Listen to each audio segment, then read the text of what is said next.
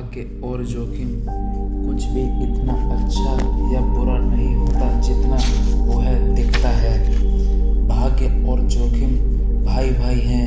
ये दोनों इस वास्तविकता का प्रमाण हैं कि जीवन में हर नतीजा व्यक्तिगत प्रयास के अलावा और अन्य ताकतों पर भी निर्भर करता है। 1IU प्रोफेसर स्ट्रगलोवे का एक ऐसा संबंधी विचार सफलता का आकलन करते समय बहुत आवश्यक है। दोनों अपनी और साथ ही अन्यों की भी कुछ भी इतना अच्छा या इतना बुरा नहीं होता जितना वह दिखाई देता है। बिल गेट्स विश्व का उस एकमात्र हाई स्कूल में गए जहां कंप्यूटर था। सिएटल से कुछ ही दूर पर स्थित लेकसाइड स्कूल में कंप्यूटर कैसे आया, यह कहानी अद्भुत है। विल ड्यूक द्वितीय विश्व युद्ध में एक समुद्री विमान चालक थे जो बाद में हाई स्कूल में गणित और विज्ञान के अध्यापक बन गए। वे मानते थे कि किताबी ज्ञान बिना वास्तविक अनुभव के काफ़ी नहीं। वे यह भी समझते थे कि कॉलेज में पहुंचने के समय हमें कंप्यूटर की कुछ जानकारी की आवश्यकता होगी। स्वर्गीय माइक्रोसॉफ्ट सह संस्थापक पॉल एलन ने याद करते हुए कहा था, 1968 में डूगल ने लेकसाइड मदर्स क्लब में निवेदन किया कि वे अपनी वार्षिक फुटकर बिक्री से होने वाली आय लगभग $3000 में से एक teletype model 30 computer lease पर लें, जो टाइम शेयरिंग यानी समय सहभाजन के लिए जनरल इलेक्ट्रिक मेनफ्रेम टर्मिनल से जुड़ा हो। टाइम शेयरिंग का सिद्धांत 1965 में जाकर आविष्कृत हुआ। गेट्स ने बाद में कहा, कोई निश्चय ही काफ़ी दूरदर्शी था। अधिकतर यूनिवर्सिटी ग्रेजुएट स्कूलों के पास इतना अग्रवर्ती कंप्यूटर नहीं था जैसा 8वीं कक्षा में बिल गेट्स के पास था, और गेट्स को उससे बेतहाशा लगाव था। गेट्स 1968 में 13 वर्ष के थे जब वे अपने सहपाठी पॉल एलन से मिले। एलन को भी स्कूल का कंप्यूटर इस्तेमाल करने का बेहद जुनून था। दोनों मिलते ही गहरे मित्र बन गए। लेकसाइड का कंप्यूटर वहाँ के सामान्य पाठ्यक्रम का भाग नहीं था, यह एक स्वतंत्र अध्ययन कार्यक्रम था। विल और पॉल आराम से कंप्यूटर में अपनी रचनात्मक और स्वच्छंद रूप से विचरण करने देते।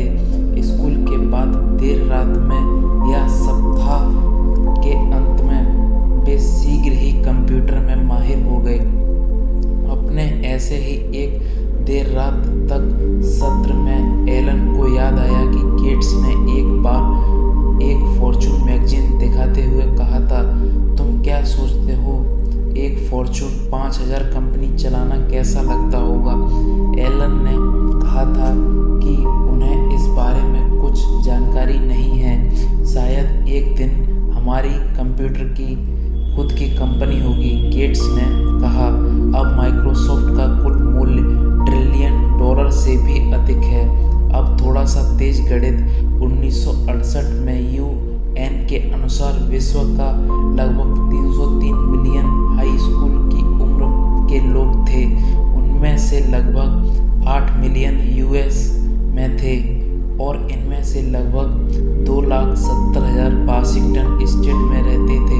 1 लाख से कुछ अधिक सिएटल में रहते थे और इनमें से सिर्फ 300 लेकसाइड स्कूल में जाते थे।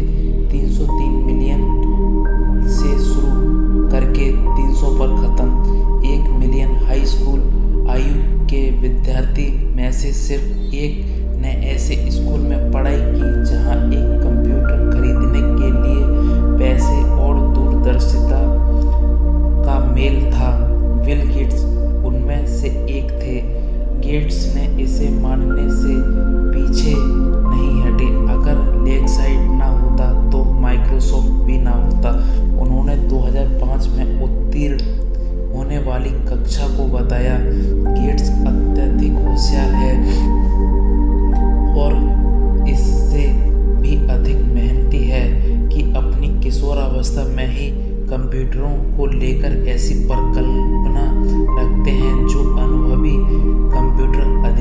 भी ना समझ पाए।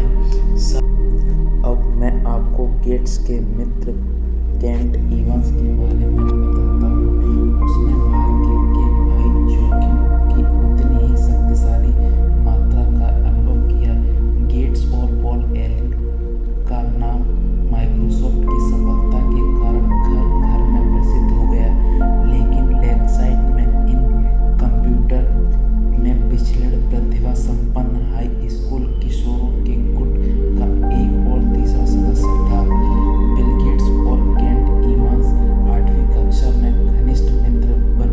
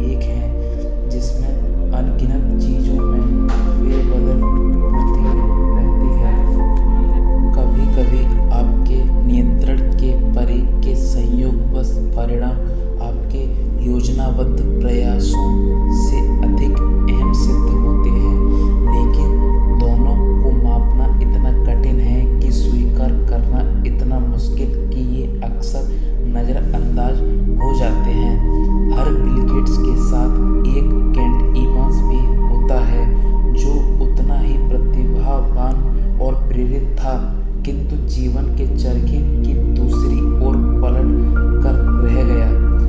यदि आप भाग्य और जोखिम से यथोचित सम्मान दें, आप पाएंगे कि वित्तीय सफलता को आंकते हुए अपनी और अन्य लोगों की कुछ भी इतना अच्छा या बुरा नहीं होता जितना कि वह दिखता है। कई वर्ष पहले मैंने नोबेल प्राइज जीतने वाले अर्थशास्त्री रॉबर्ट शिलर से पूछा, आप निवेश के बारे में ऐसा क्या जानते हैं जो हम कभी नहीं जान सकते? सफल परिणामों में भाग्य की स्टीम भूमिका, उन्होंने उत्तर दिया। मुझे यह उत्तर बहुत पसंद आया, क्योंकि कोई भी ऐसा नहीं सोचता कि वित्तीय सफलता के भाग्य की कोई भूमिका नहीं, क्योंकि चूंकि भाग्य को मापना कठिन है और यह कहना अशिष्ट है कि किसी की सफलता भाग्य के कारण, आम रवैये अक्सर यही होता है कि भाग्य की सफलता के कारक के रूप में अनदेखा कर दिया जाता है। अगर मैं कहूँ विश्व में लगभग 1 बिलियन निवेशक हैं, क्या आप सोचते हैं कि इनमें से मुख्यतः 10 भाग्य के कारण अरबपति बन सकते हैं? आप कहेंगे बिल्कुल, लेकिन फिर अगर मैं आपको उन निवेशकों का नाम लेने को कहूँ, उनके सामने आप शायद पीछे हट जाएंगे। दूसरों को आंकते हुए सफलता का श्रेय भाग्य को देने से आप अशिष्ट और ईर्ष्यालु दिख सकते हैं, तब भी जब आप जानते हैं कि यह सच है कि आपने आप को आंकते हुए सफलता का श्रेय भाग्य को देना इतना हतोत्साहित कर सकता है कि उसे महत्व देना या मानना कठिन हो जाए।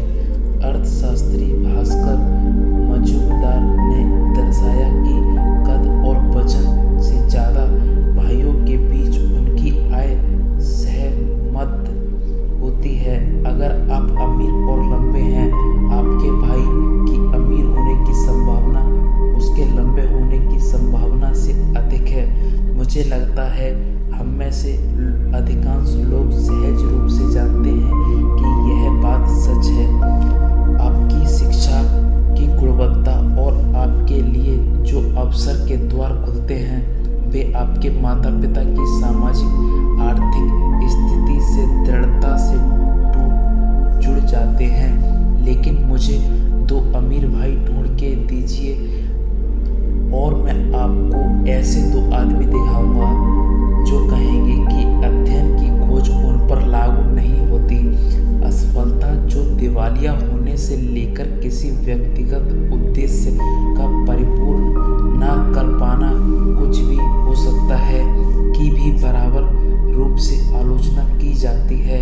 क्या असफल व्यापारियों का उतनी मेहनत नहीं कि जितना करना चाहिए? क्या वे निवेश जो बुरे सिद्ध हुए सोच समझ कर नहीं किए गए थे? क्या निरंकुश करियर आलस के कारण होते हैं? कभी कभी हाँ, बिल्कुल। लेकिन कितना, यह जानना कठिन है। किसी भी योग्य लक्ष्य के अनुगमन में सफल होने की संभावना 100% से कम है, और जोखिम वही है जो जब बीच में आता है, जब आप दुर्भाग्य से इस समीकरण के दूसरी ओर जा पहुँचे। ठीक भाग्य की ही तरह वृत्तांत कठिन, अस्त व्यस्त और जटिल हो जाता है यदि हम यह जानने का प्रयत्न करें कि किसी परिणाम का कितना हिस्सा सचेतन निर्णय के कारण और कितना जोखिम का कारण। मान लीजिए मैं एक स्टॉक खरीदता हूँ और 5 साल के बाद वह वैसा का वैसा ही रहता है। यह संभव है कि इसे खरीदने का मेरा निर्णय खराब ही था। यह भी संभव है कि मेरा निर्णय अच्छा था और मेरी पैसा बचाने की संभावना 80% थी, और दुर्भाग्य से मैं 20% वाले अन्य छोर पर पहुंच गया। इनमें से कौन सी संभावना सही है और कैसे जाना जाए? क्या मैंने एक गलती की या फिर बस जोखिम की वास्तविकता का अनुभव किया? आंकड़ों की सहायता से यह आंकना संभव है कि कुछ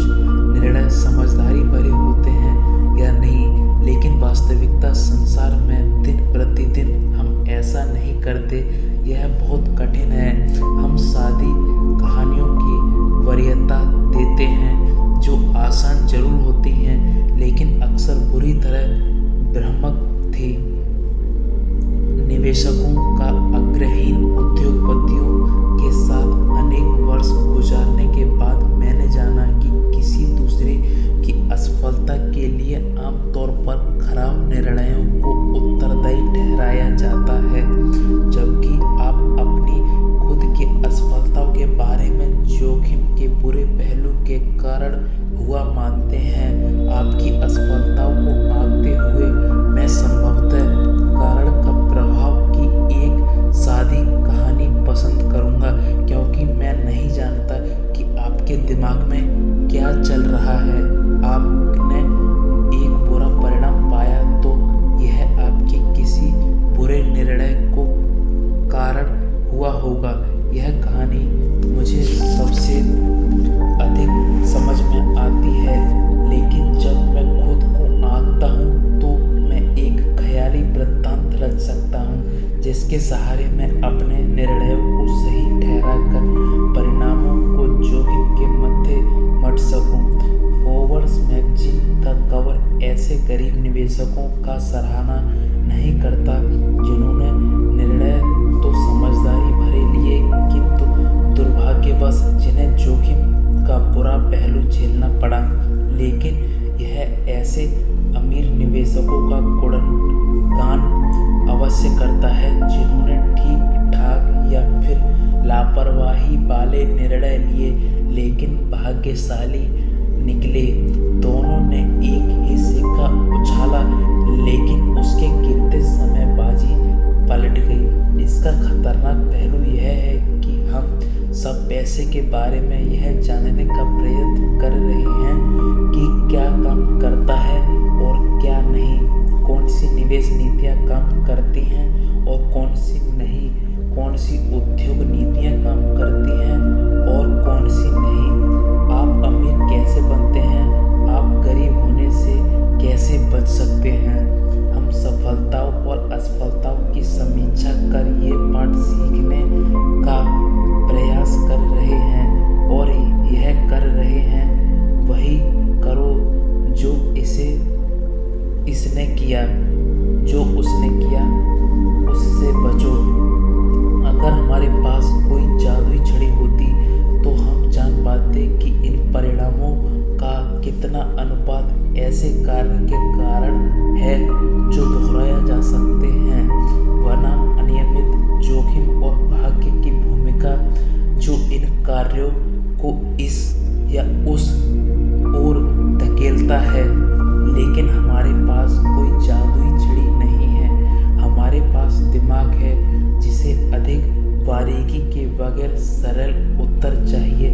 इसलिए उन विशेषताओं को पहचानना जो हमें अपनाई चाहिए या जिसने बचाना चाहिए बेहद कठिन हो सकता है। अब मैं आपको एक और कहानी सुनाता हूँ, एक ऐसे व्यक्ति की जो बिल गेट्स की ही तरह बेतहाशा सफल था, लेकिन जिसकी सफलता को भाग्य या कौशल से बांधना कठिन है। कॉर्नेलियस वैंडरबिल्ट ने अपने रेल मार्ग साम्राज्य में विस्तृत करने के लिए बस कुछ व्यापारी करार पूरे ही किए थे।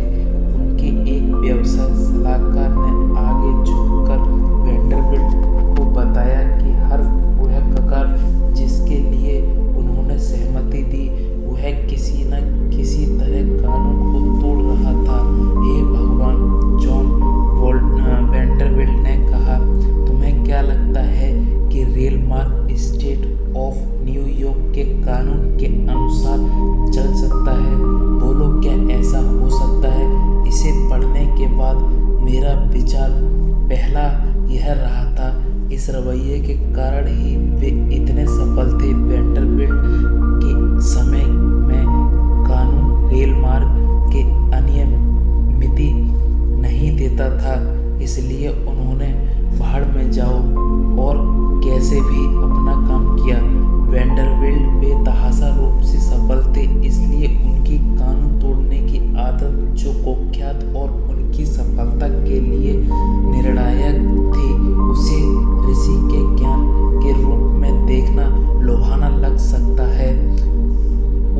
बेजोड़ दूरदर्शी ने कुछ ही अपने रास्तों को नहीं आने दिया। लेकिन यह विश्लेषण कितना खतरनाक है। कोई भी समझदार व्यक्ति खुल्लम खुल्ला अपराध और उद्यमी विशिष्टता का रूप इस्तेमाल करने की सलाह नहीं देगा। आप आसानी से वेंडरबिल्ट की कहानी अलग रूप से लेने की कल्पना कर सकते हैं। एक नियम विरोधी जिसकी नई कंपनी एक अदालत के आदेश की धराशायी हो गई। इसलिए यहाँ एक समस्या है। आप वेंडरबिल्ट के कानून तोड़ने के लिए उतनी ही प्रशंसा कर सकते हैं जितनी आप एनरॉन और इसके लिए आलोचना करते हैं। शायद इनमें से एक भाग्यवश कानून के हाथों से बच निकला, जबकि दूसरा जोखिम की छोर पर जा पहुंचा। जॉन डी रॉकफेलर की कहानी भी ऐसी ही है। उनका एक बार कानून की आंखों में धूल झोंकना। एक न्यायाधीश ने एक बार उनकी कंपनी को आमचोर के समान कहा था। इतिहासकारों द्वारा अक्सर शातिर व्यवसाय घोषक के रूप में दर्शाया गया है। शायद यह था भी, लेकिन वृत्तांत तुमने पुराने नियम कानूनों का नवर रचना के आड़े नहीं आने दिया से तुमने एक अपराध किया के कब बदला। या फिर वृत्तांत को रॉकफेलर बहुत प्रतिभावान और उनकी सफलताओं से सीखने का प्रयास करो से रॉकफेलर ने एक अपराधी था, उसकी व्यावसायिक असफलताओं से सीखने का प्रयत्न करो। मैं बदलने के लिए कहानी में कितनी फेरबदल करनी होगी? बहुत कम। मैं कानून की चिंता क्यों करूं? वेंडरबिल्ट ने कहा था एक बार, मेरे पास बहुत शक्ति नहीं है। क्या उसने उनके पास थी और उसने काम भी किया। लेकिन उन शब्दों की किसी ऐसी कहानी के अंतिम में शब्दों के रूप में कल्पना करना काफी आसान है जिसका परिणाम बिल्कुल अलग हो। निडरता में लापरवाही के बीच की रेखा बहुत महीन हो सकती है। जब हम भाग्य और जोखिम को उनका उचित लेखा न दें तो वे उद्देश्य हो सकता है। बेंजामिन ग्राहम अब तक के महानतम मूल्य निवेशक के जनक और वॉरेन बफेट के शुरुआती गुरु के रूप में जाने जाते हैं। लेकिन बेंजामिन ग्राहम की अधिकांश निवेश सफलता ICO स्टॉक एक बड़े भाग का जोखिम स्वामी होने के कारण भी थी, जिन्होंने उनके खुद के अनुसार उस विविधीकरण के नियम को तोड़ के रख दिया जिसे ग्राहम ने खुद अपने प्रसिद्ध मूल ग्रंथों में लिखा था। यह निर्भीकता और लापरवाही के बीच के महीन रेखा कहाँ स्थित है मुझे नहीं पता। ग्राहम ने अपने GICO बेंजामिन के बारे में लिखा, एक भाग्यशाली मौका या एक अत्यंत समझदारी वाला निर्णय। क्या हम इनके बीच का अंतर बचा सकते हैं? आसानी से नहीं। इस प्रकार हम सोचते हैं कि मार्क जकरबर्ग प्रतिभावान हैं क्योंकि उन्होंने याहू के 2006 में $1 बिलियन में अपनी कंपनी खरीदने के प्रस्तावना को अस्वीकार कर दिया। उन्होंने भविष्य को बूझा और अपने बात पर डटे रहे। लेकिन लोग माइक्रोसॉफ्ट द्वारा खरीदे जाने वाले प्रस्ताव को ठुकराने के लिए याहू की उतनी ही आलोचना करते हैं। इन मूर्खों के समय रहते पैसे बटोर लेने चाहिए थे। उद्यमियों के लिए यहाँ क्या सबक है मुझे बिल्कुल अंदाजा नहीं, क्योंकि भाग्य और जोखिम की स्पष्ट व्याख्या करना कठिन है। इसके और भी कितने उदाहरण हैं। अनगिनत सौभाग्य और सफलता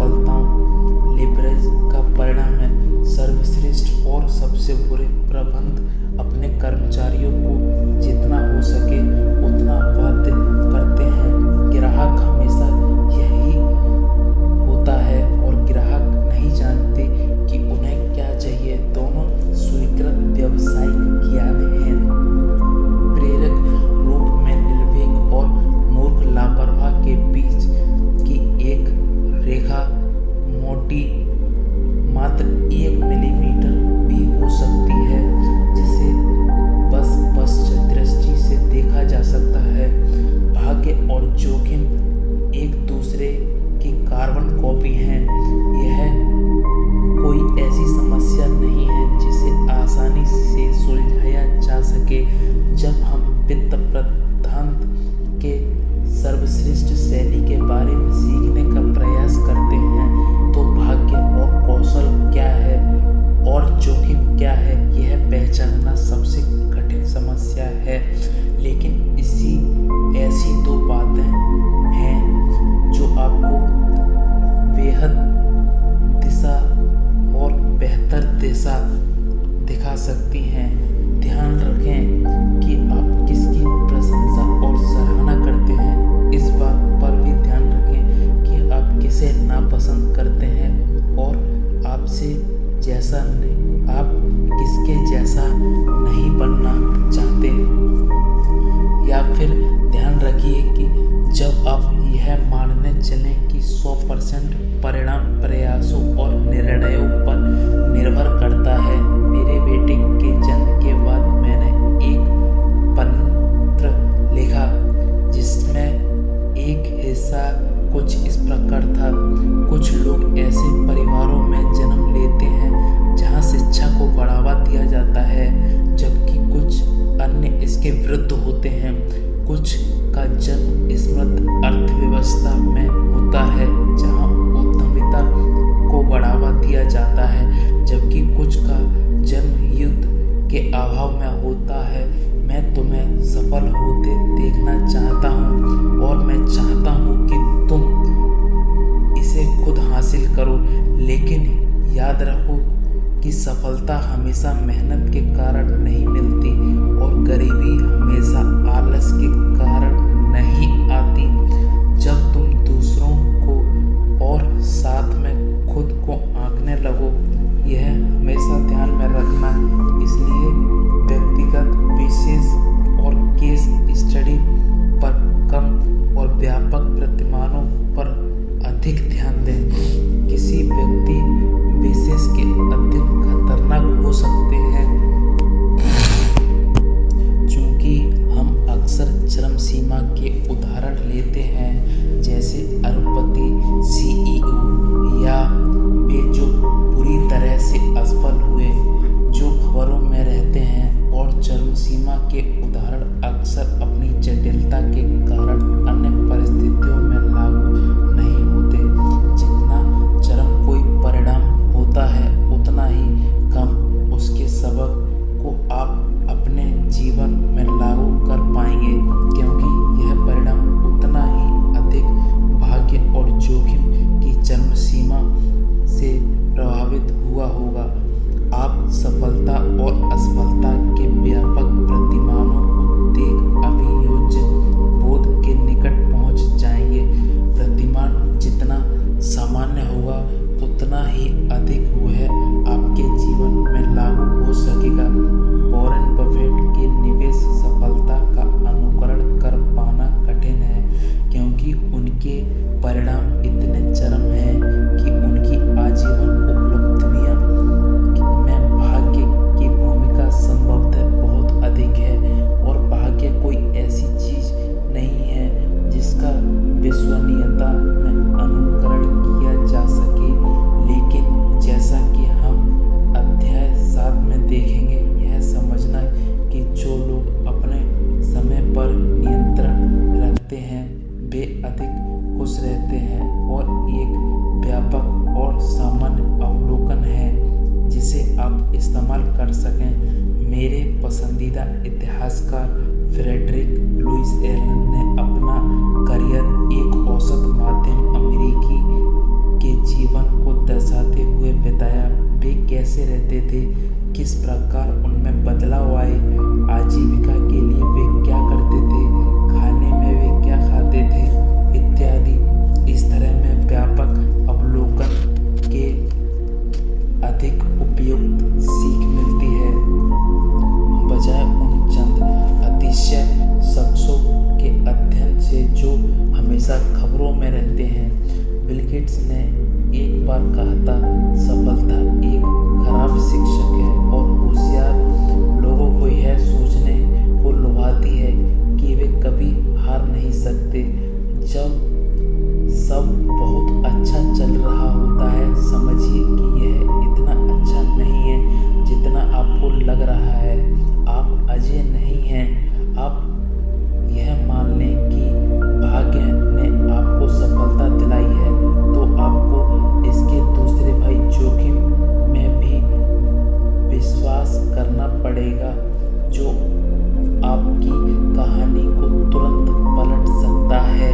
लेकिन इसे दूसरी दिशा से देखा जाए तब भी यह मान्य है, असफलता भी एक खराब शिक्षक होती है, क्योंकि यह होशियार लोगों को यह मानने के लिए मजबूर करती है कि उनके निर्णय बहुत बेकार हैं। जब कभी वे जोखिम का निर्मम वास्तविकता का सामना करते हैं, असफलता का सामना करने की तरकीब यह है कि आप अपने वित्तीय जीवन का इस तरह से प्रबंध करें कि एक बुरा निवेश या एक अपूर्ण वित्तीय उद्देश्य आपको पूरी तरह से झकझोर दे और आप फिर से भाग्य आपके पक्ष में होने तक आगे बढ़ते रहें। लेकिन और भी महत्वपूर्ण यह है कि जितना हम सफलता में भाग्य के भूमिका को मान्यता देते हैं, जोखिम भी भूमिका का आशय यह है कि हमें खुद को माफ करना सीखना चाहिए और साथ ही दूसरों की असफलता को आंकते हुए उन्हें समझने की कोशिश चाहिए। कुछ भी इतना अच्छा या बुरा नहीं होता